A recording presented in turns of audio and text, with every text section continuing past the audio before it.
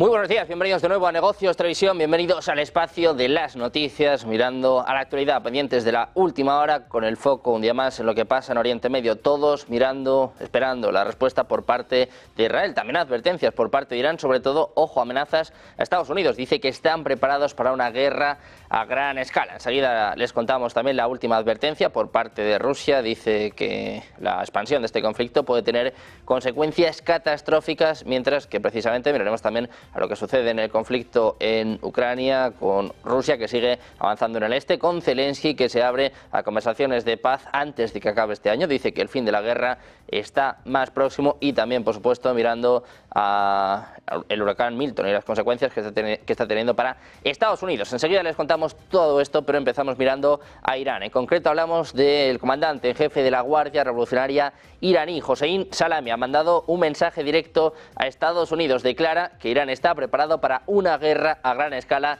y a largo plazo con Estados Unidos. Pendientes de cómo, de cuánto se va a involucrar Estados Unidos en la respuesta de Israel, que parece inminente hacia Irán después del ataque la semana pasada con misiles balísticos, unos 200 misiles balísticos lanzados por parte de Irán contra Israel. Estados Unidos también está barajando cómo y cuánto va a intervenir en este conflicto. Por su parte, Salami amenaza con que si estalla la guerra, Irán va a incendiar toda la región. Advierte a Estados Unidos, dice que están preparados para una guerra a gran escala. También hablaba el ministro de Exteriores iraní, Abbas Araghchi, ha advertido de que Israel arrastra a toda la región hacia una catástrofe en medio del repunte de las tensiones a causa de la ofensiva israelí contra la Franja de Gaza y la invasión del Líbano, que han hecho temer el estallido de una guerra abierta en Oriente Próximo. Decía Araghchi que Israel está arrastrando a toda la región hacia la catástrofe. Decía, perspicacia, sabiduría, coraje y cooperación es lo que la región necesita para superar este momento difícil, es lo que apuntaba en un mensaje en su cuenta en la red social X. Araghchi ha destacado además que durante su visita a Arabia Saudí ha mantenido discusiones muy importantes con el príncipe heredero saudí y gobernante de facto, Mohammed bin Salman, con quien ha abordado asuntos claves de interés mutuo. También hay que mirar a Israel, y es que el Gabinete de Seguridad se va a reunir hoy, esta tarde, para votar sobre una posible respuesta a Irán. Es lo que informaba a CNN este jueves, citando a un funcionario israelí. El ministro de Defensa, Yoav Gallant, había advertido previamente que el ataque sería mortal, preciso y, sobre todo, sorprendente. Todavía se desconoce qué lugares planean atacar los israelíes. Estados Unidos recomendó que se mantuviera alejado de cualquier infraestructura civil, incluidas instalaciones petroleras. Teherán atacó a Israel a principios de octubre con una andanada de misiles con el objetivo de alcanzar sus bases militares. El gabinete de guerra de Israel se va a reunir esta tarde a las 7 hora local para votar sobre la operación de represalia contra Irán. A eso de las 6 de la tarde, hora de España, saldremos de dudas sobre la votación de Israel. Y mientras tanto seguimos dando vueltas a cómo será este ataque por parte de Israel. Algunos analistas afirman que lo más probable es que Israel responda al ataque iraní del 1 de octubre atacando instalaciones militares iraníes, especialmente las que producen misiles balísticos, como los utilizados en el ataque, es lo que informa la agencia Reuters. En un vídeo difundido por los medios de comunicación israelíes este miércoles, el ministro de Defensa, Yoav Gallant, reiteró los planes de un ataque letal contra Irán. Decía que aunque el conflicto se ha intensificado, la propuesta presentada el mes pasado por Estados Unidos y Francia de una tregua de 21 días entre Israel y Hezbollah sigue sobre la mesa, es lo que declara este miércoles el máximo responsable de la ONU en Líbano. Los bombardeos israelíes sobre el Líbano han causado la muerte de más de 2.100 personas, la mayoría en las últimas semanas. Ha obligado además a 1,2 millones a abandonar sus hogares, según el gobierno libanés. Precisamente el ejército de Israel, que ha confirmado la eliminación de un miembro de Hezbollah en Siria, que transmitió supuestamente información de inteligencia contra Israel en los altos del Golán ocupados, mientras medios sirios acaban de informar de que ataques aéreos israelíes han alcanzado objetivos en Siria. Israel, por su parte, dice que ha llevado a cabo ataques contra objetivos vinculados a Irán en Siria durante los últimos años y ha intensificado sus incursiones desde el ataque del pasado 7 de octubre por parte de Hamas. En este sentido se reportan nuevos ataques en Siria, enfrentamientos terrestres, además entre fuerzas israelíes y Hezbollah, que se han extendido este miércoles a lo largo de la montañosa frontera del sur del Líbano, mientras Oriente Medio estaba en alerta máxima a la espera del ataque por parte de Israel. También les contamos que Hezbollah ha lanzado este jueves decenas de proyectiles contra grupos de soldados israelíes situados en el norte de Israel, en el marco de repunte de los enfrentamientos tras el inicio la semana pasada de una nueva invasión en Líbano, tras cerca de un año de combates en la frontera. El grupo ha indicado que ha lanzado proyectiles contra objetivos en Kiryat Shmona, Marj, Beit Hillel y Mayan Baruch, según la cadena de televisión Al-Manar. Tras ello, el ejército israelí ha dicho haber detectado alrededor de 40 lanzamientos, algunos de los cuales han sido interceptados, mientras que otros han impactado en territorio israelí. El ataque ha tenido lugar horas después de que el ejército de Israel anunciara la muerte de 2 comandantes de Hezbollah en sendos bombardeos precisos en el sur del Líbano, identificados como Ahmad Mustafa al-Jajali y también Mohammad Ali Hamdan, comandante de la unidad anticarro de Hezbollah en Maïs al-Jabal.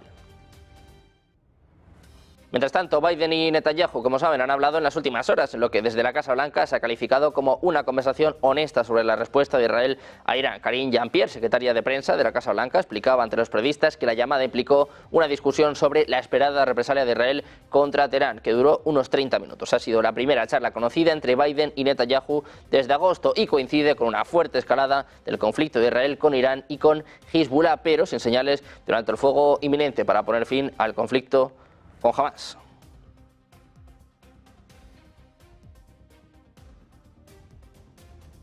También les contamos que Estados Unidos advierte a Israel de que no puede haber en Líbano una ofensiva parecida a la de Gaza. Estados Unidos advertía este miércoles al gobierno israelí de que no puede haber una ofensiva en Líbano que se parezca a lo que está pasando en la franja de Gaza, donde han muerto más de 42.000 personas y 97.700 habrían resultado heridas. Decía literalmente, digo muy claramente, que no debería haber ninguna acción militar en Líbano que se parezca a Gaza y que tenga un resultado que se parezca a esto, lo que señalaba el portavoz del Departamento de Estado, Matthew Miller, en rueda de prensa.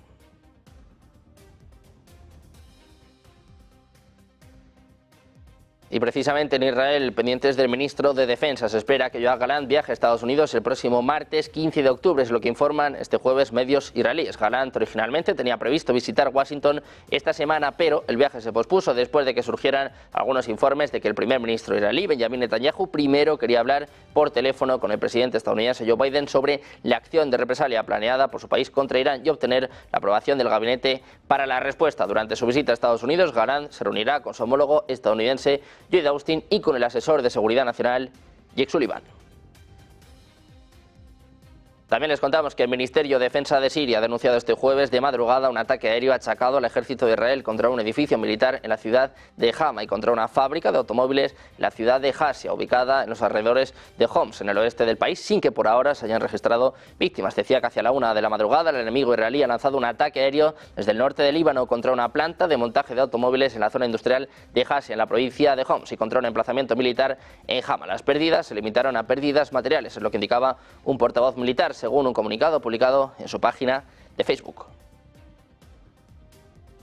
También les contamos que el grupo libanés Hezbollah ha dicho que sus combatientes habían hecho retroceder el avance de las fuerzas israelíes en enfrentamientos a lo largo de la frontera, incluso en una aldea donde se había filmado a tropas israelíes izando una bandera israelí. Los enfrentamientos terrestres que se están extendiendo a lo largo de la montañosa frontera del Líbano con Israel tuvieron lugar mientras la guerra en Gaza aún continúa y mientras el gobierno israelí se prepara para tomar represalias contra Irán por el ataque con misiles de la semana pasada. Tanto Hezbollah como Hamas forman parte de la red de movimientos armados aliados de Irán en Oriente Medio. Los asesinatos de dirigentes de Hezbollah han supuesto un duro golpe para Irán, pero el grupo ha prometido seguir luchando.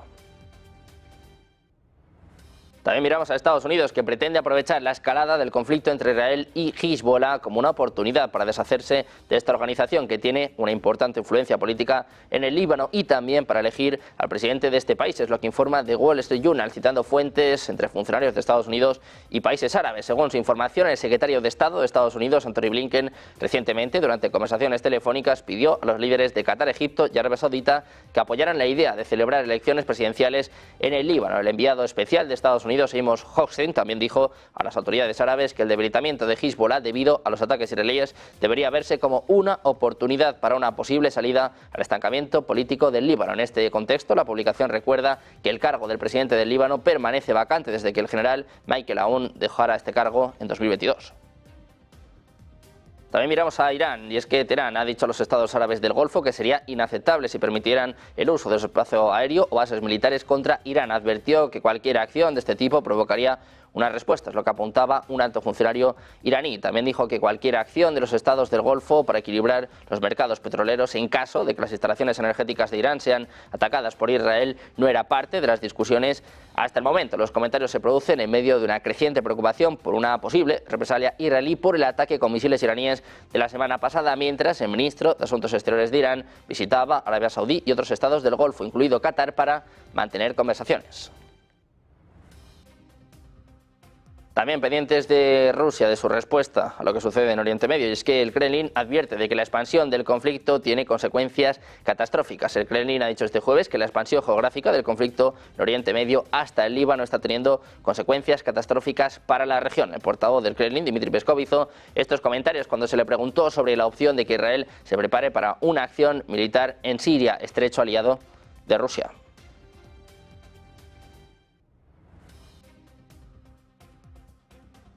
También mirando a lo que sucede en Florida, engrandecido y de nuevo como categoría 5, el huracán Milton se enfila este miércoles hacia el área de la bahía de Tampa, donde montañas de escombros dan aún testimonio de la llegada hace 13 días del mortífero Helene a la costa oeste de Florida. El huracán Milton se ha intensificado como enormemente peligroso con categoría 5 y mantiene su trayectoria rumbo a la costa de Florida en Estados Unidos, donde está previsto que llegue a últimas horas, según los últimos datos facilitados por el Centro Nacional de Huracanes. Para que se hagan una idea, podría costar hasta 60.000 millones de dólares en pérdidas de seguros. Se había advertido a los residentes de Florida que evacúen antes de la llegada de una tormenta mortal y catastrófica. El miércoles por la noche, el propio Joe Biden decía que puede ser la tormenta del siglo. También miramos a China y a su relación con Estados Unidos, y es que el Ministerio de Relaciones Exteriores ha anunciado este jueves que ha impuesto sanciones a 3 empresas y 10 personas por las recientemente anunciadas ventas de armas de Estados Unidos a Taiwán. Decía que Estados Unidos anunció recientemente que proporcionaría grandes cantidades de ayuda armamentística a la región china de Taiwán, lo que violó gravemente el principio de una sola China y los 3 comunicados conjunto chino-estadounidenses. Dice que interfirió gravemente en los asuntos internos de China y socavó gravemente la soberanía y la integridad territorial, es lo que afirma el Ministerio. Las sanciones se dirigen a Edge Autonomy, Huntington Ingalls Industries y Esquidio y sus altos ejecutivos, así como a los altos ejecutivos de otras empresas en la lista de contramedidas. También miramos a Europa, la confrontación de ayer entre Viktor Orbán y Ursula von der Leyen. Decía Orbán que Europa no puede garantizar su defensa, que van a presentar la propuesta de defensa en la cumbre de noviembre. Falta un acuerdo entre Estados y dice que todavía hay gente que echa la culpa a los invadidos y no al invasor. Esto es lo que decía Ursula von der Leyen. Escuchamos la trifulca este momento entre von der Leyen y Viktor Orbán. Hoy por hoy la Unión Europea no es capaz de garantizar su propia paz y su seguridad. Nos hace falta para ello una institucionalización de una política de defensa europea.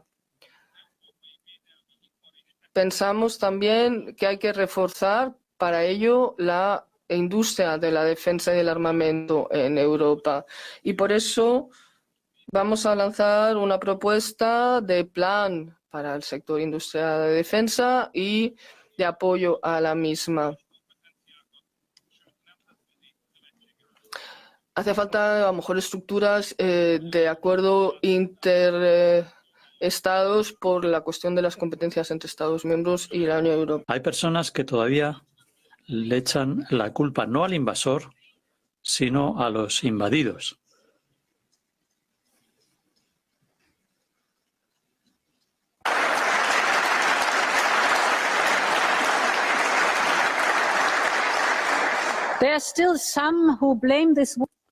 Hay gente que echa la culpa no al poder, al ansia desmedida de poder de Putin, sino a los invadidos. Y les pregunto, ¿echarían la culpa a los húngaros por la invasión soviética en 1956? Nosotros, europeos, puede que tengamos diferentes historias, diferentes idiomas. Ahora bien, no hay idioma europeo en que la palabra paz sea sinónimo de rendición y soberanía sea sinónimo de ocupación. Pues mirando a von der Leyen y a Víctor Orbán, miramos también a lo que pasa en el conflicto en Ucrania. El Ministerio de Defensa ruso ha confirmado este jueves que el ejército del país ha destruido 2 sistemas de defensa antiaérea MIM-104 Patriot de fabricación estadounidense pertenecientes a las Fuerzas Armadas de Ucrania. Ucrania, por cierto, también confirmaba que la aviación operativa y táctica, los vehículos aéreos no tripulados de ataque, las tropas de misiles y la artillería de los grupos de tropas de las Fuerzas Armadas de Rusia derribaron la cabina de control de combate AN-MSQ-104, la estación de radar multifuncional AN-MPQ-65 de fabricación estadounidense y 2 lanzadores de misiles antiaéreos Patriot de fabricación estadounidense, es lo que informaba el Ministerio. Además, los sistemas de defensa aérea derribaron 6 cohetes y más de fabricación estadounidense y 205 drones de tipo aeronáutico, incluidos 96 fuera de la zona de operaciones especiales. Las fuerzas rusas, que como les contamos siguen sin dar tregua en su ofensiva en el este de Ucrania, ya avanzaron recientemente en 4 zonas distintas del frente de la región oriental de Donetsk, según el último boletín sobre la evolución del conflicto publicado por la plataforma de análisis militar Deep State, cercana al Ministerio de Defensa de Kiev. Según la información publicada por la plataforma en Telegram, el ejército ruso ha logrado ganar terreno junto a la localidad de Solota Nivi, una veintena de kilómetros al oeste de Vuhledar, cerca de la propia Vuhledar, en los alrededores de Sukurine, entre Kurayove y Prokros y en las inmediaciones de Toretsk. También les contamos que las autoridades rusas han anunciado este jueves la destrucción de más de 90 drones lanzados por el ejército de Ucrania contra varias regiones rusas y la península de Crimea, sin pronunciarse, eso sí, sobre posibles víctimas o daños en el marco de la guerra desencadenada en febrero de 2022. Dice que durante un intento de Kiev de llevar a cabo un ataque terrorista usando aparatos aéreos no tripulados contra objetivos en territorio de la Federación Rusa, los sistemas de defensa aérea interceptaron 92 drones ucranianos. Es lo que manifiesta el Ministerio de Defensa ruso. Así ha especificado en un comunicado publicado a través de su cuenta de Telegram que 47 aparatos han sido derribados en Krasnodar, mientras que 12 han sido destruidos en Kursk y 9 en Rostov. A ellos se suman 4 en Briansk, 2 en Belgorod y 1 en Voronezh. Miramos también al presidente ucraniano, Volodymyr Zelensky, que ha firmado este miércoles con Croacia un acuerdo de cooperación en temas de defensa. Ha reclamado la unidad europea para garantizar la paz durante una cumbre Ucrania-Sudeste de Europa, antes de proseguir una gira que incluye hasta el sábado al Vaticano, Francia y Alemania. La agenda, eso sí, ha perdido relieve, dado que Biden ha suspendido el viaje y su participación en el encuentro de Ramstein para estar en Estados Unidos y gestionar el efecto del huracán Milton. Con todo, Zelensky sigue recabando apoyos. Hoy, reunión con el primer ministro británico, el secretario de la OTAN, en Londres, cita a la que llega después de volver a defender como en los próximos meses tienen oportunidad de avanzar hacia la paz y la estabilidad duradera. Decisiones importantes para poner fin a la guerra a más tardar en 2025. Today, in October, November and December, we have a real chance to move things toward peace and lasting stability. The situation on the battlefield creates an opportunity to make this choice, a choice for decisive action to end the war no later than in 2025. Y precisamente mirando las palabras de Zelensky, seguimos hablando de Ucrania y les contamos que el jefe de la República Norcaucásica rusa de Adihuella, Murat Kumilov, denunció hoy que drones ucranianos atacaron un suburbio de la capital regional de Maikop, junto a la cual se encuentra un aeródromo militar. Dice literalmente, la pasada noche un suburbio de Maikop sufrió un ataque de drones enemigo. No se produjeron víctimas, es lo que escribía Kumilov en su canal de Telegram. Agregó que se lleva a cabo la evacuación de vecinos de la localidad de Roznikovo, colindante con el aeródromo militar Yanskaya, que según publicaciones en las redes sociales era el objetivo del ataque aéreo. El canal de Telegram Asfra publicó imágenes de un incendio en el territorio del aeródromo, situado unos 300 kilómetros al sureste de Crimea y a más de 500 kilómetros de las posiciones de las fuerzas ucranianas. Según medios ucranianos, los drones habrían alcanzado unos depósitos de combustible o de bombas.